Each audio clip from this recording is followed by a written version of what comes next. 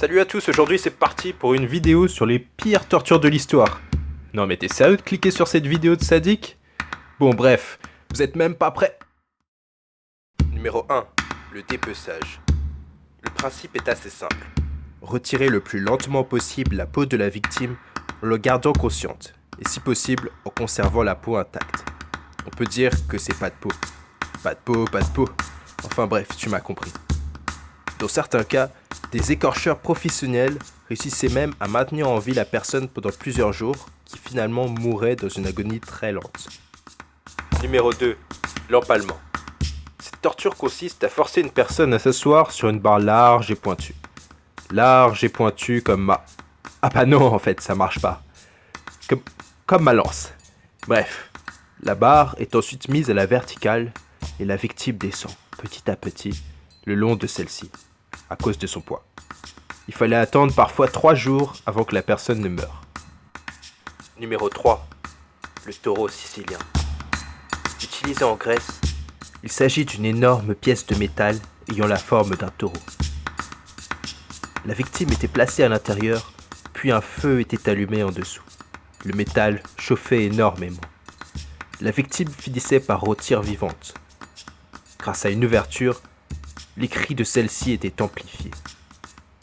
Je me suis toujours demandé ce que ressentaient les crabes dans les casseroles remplies d'eau bouillante. Sans vouloir être sadique, je crois que ces gens-là ont eu la réponse. Numéro 4. Le seau et le rat. Cette torture atroce consistait à piéger un rat dans un seau, puis à poser ce seau sur le ventre de la victime, en position retournée. Le bourreau commençait alors à chauffer l'extérieur du seau. Par instinct de survie, le rat cherchait à s'enfuir loin de cette source de chaleur intense. Mais la seule sortie possible était sous lui, dans la chair de la victime. Il creusait donc son chemin dans le corps de la victime à grands coups de crocs et de griffes. Numéro 5. Les chaussures de ciment. Au XXe siècle, c'est la mafia qui a commencé à cimenter les pieds de ses ennemis. Jetés à l'eau, les victimes n'avaient alors plus aucune chance de se libérer et mouraient noyées. Numéro 6. Le gavage d'eau.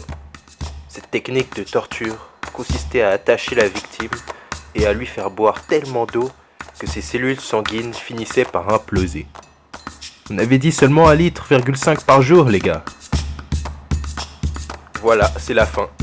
Il faut savoir que la torture n'est pas exclusivement physique, mais aussi psychologique, même si j'en ai pas parlé ici. Si je vois que cette vidéo vous a plu, j'en ferai volontiers une prochaine à ce sujet.